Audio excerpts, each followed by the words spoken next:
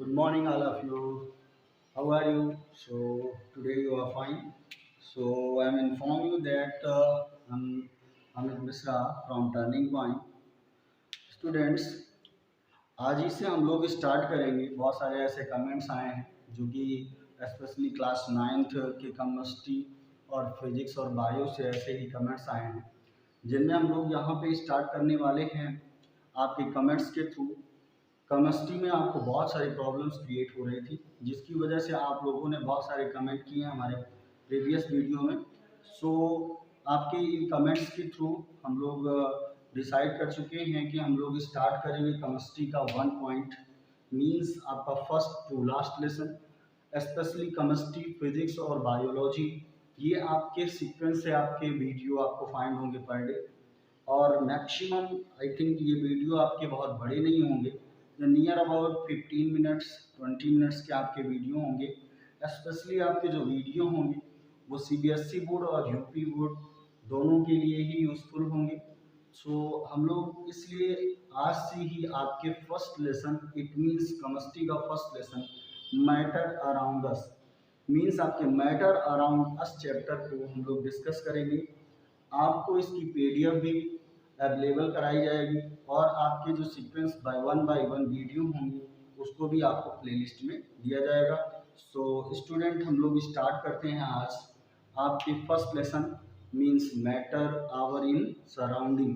You know about that first, that is the science especially in the class ninth में science especially हमारे जो branches आपको study करनी है वो है फर्स्ट फिजिक्स, है, और केमिस्ट्री और बायोलॉजी। काफ़ी स्टूडेंट्स की जो कमेंट्स थे वो फिजिक्स के बेस पे थे कि सर न्यूमेरिकल में प्रॉब्लम है। कुछ ऐसे स्टूडेंट्स हैं जिनको डिफिनीशन में प्रॉब्लम है, और केमिस्ट्री में स्पेशली मैक्सिमम स्टूडेंट्स का कमेंट है कि सर हमें केमिस्ट्री में बहुत ज़्यादा ही प्रॉब्लम है। तो सबसे पहले हम लोग आज के टॉपिक को स्टार्ट करेंगे केमिस्ट्री से। तो चैप्टर आपका फर्स्ट है जो है matter in our surrounding. So student, हम लोग स्टार्ट करते हैं matter in our surrounding. Matter our in surrounding, जैसा कि चैप्टर कि नेम से ही आपको इंडिकेट हो रहा है what is the matter.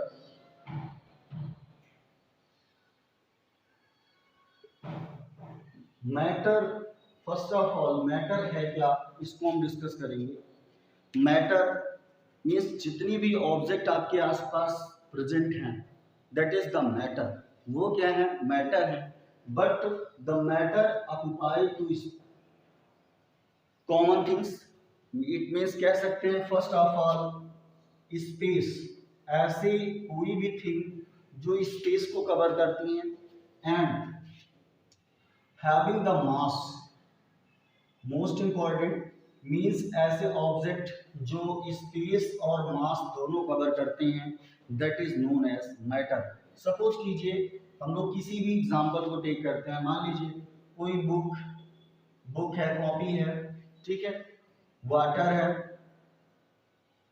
Air है, so other things are also have, that is the matter, because books have the occupy space and water also occupy space and air also occupy space।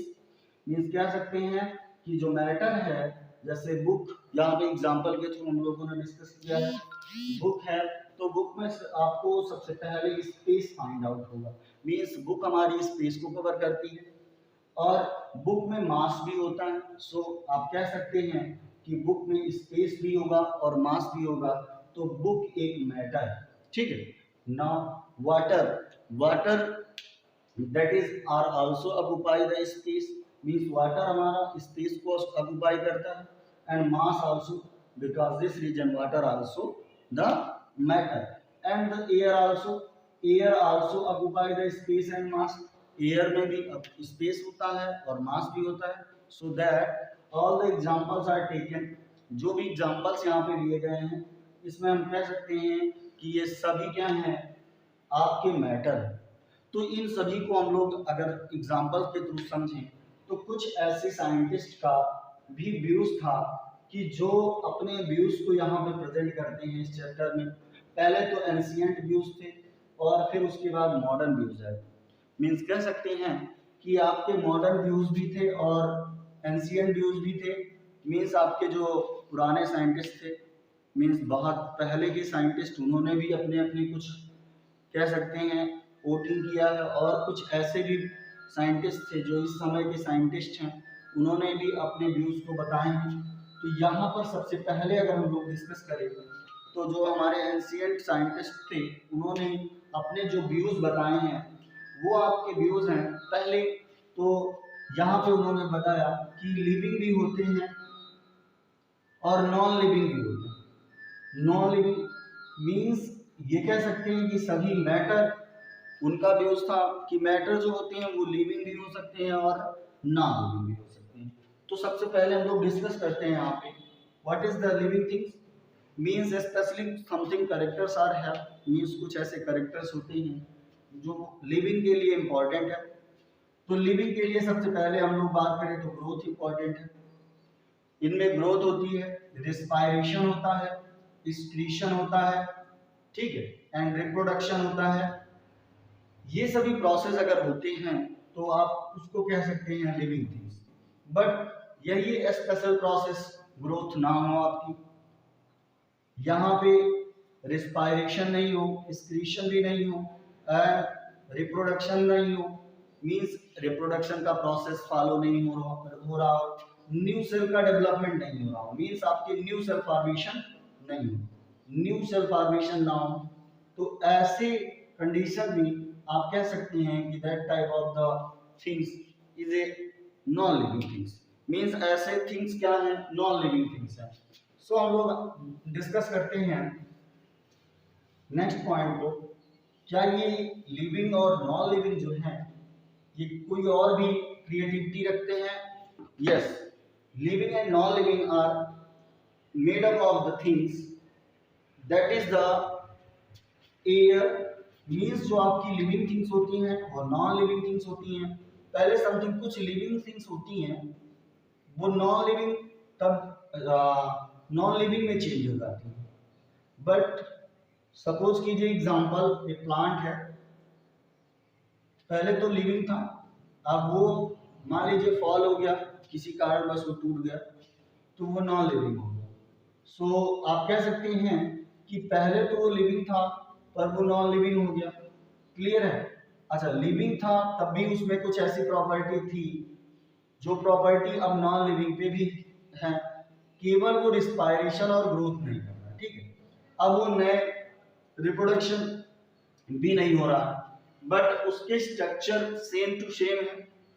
तो structure same to same होने का मतलब जितनी चीजों से मिलकर वो बना है अभी भी वो उतनी ही चीजों से मिलकर बना है।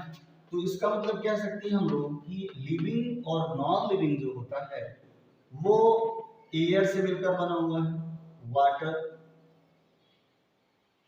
एयर वाटर कह सकते हैं, सॉइल या लैंड, सॉइल से मिलकर बना हुआ है? फायर स्काई, फायर, फायर से है, और स्काई मीन्स ये आपके 5 मैटर हैं। ये 5 मैटर से मिलकर आपका कोई भी मैटर क्रिएट होता है। अगर वो लिविंग है या नॉन लिविंग है तो 5 मैटर से वो क्रिएट होता है।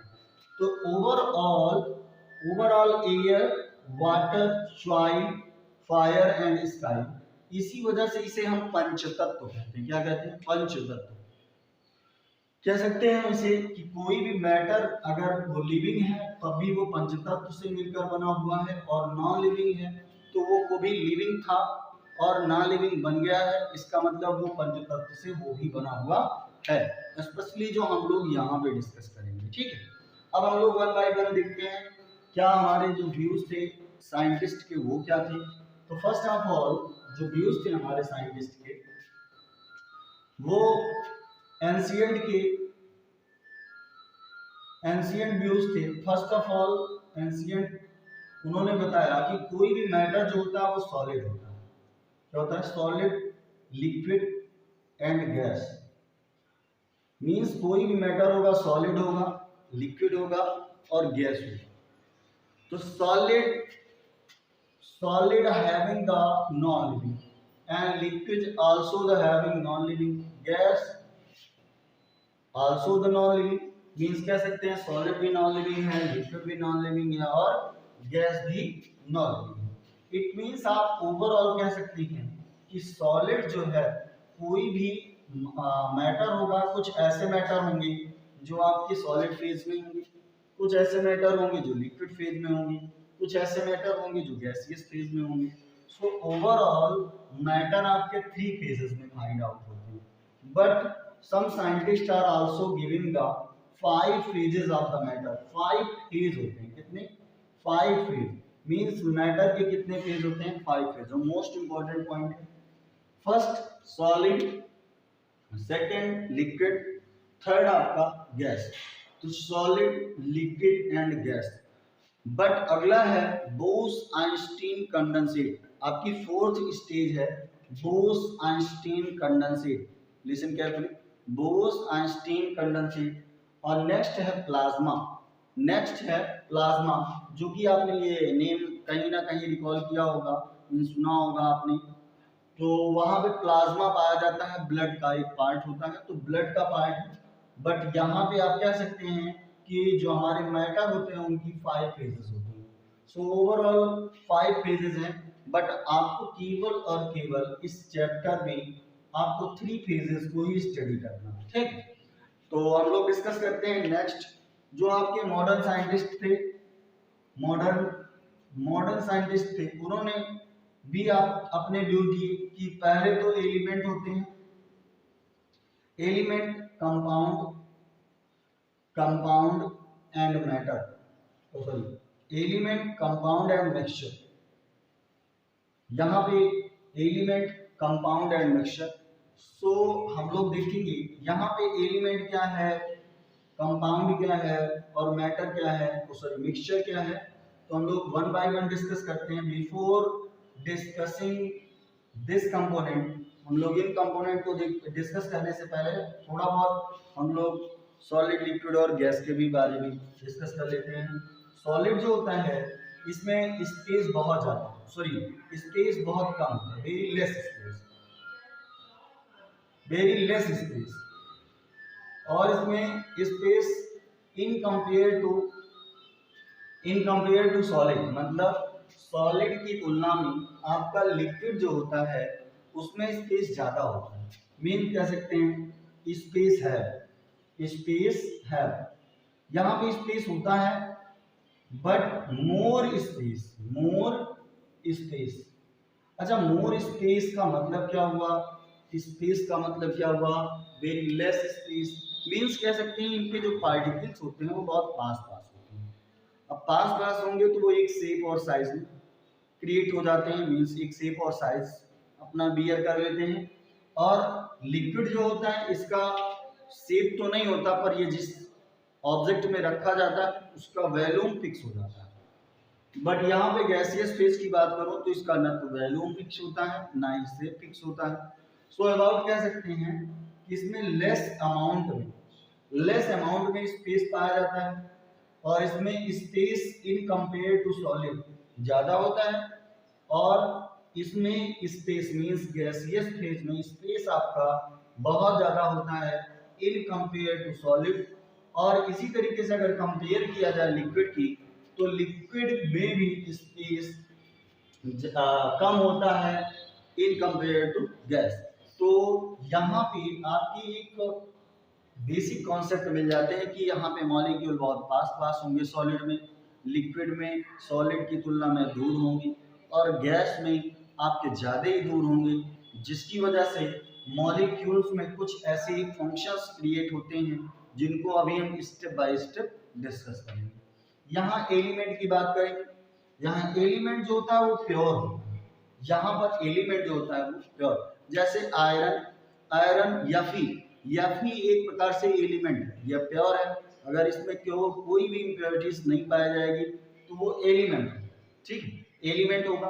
तो 1 or 2 elements are mix with each other, means जब कभी भी एक या एक से अधिक एलिमेंट एक दूसरे से मिक्सअप हो जाते हैं, तो वहां पर एक कंडीशन होगी, अगर वो रेशियो में मिक्सअप होते हैं तो वहां पे कंपाउंड कहा जाएगा उसको। रेशियो का मतलब अनुपात में, अनुपात नहीं समझेंगे तो आप कह सकते हैं रेशियो।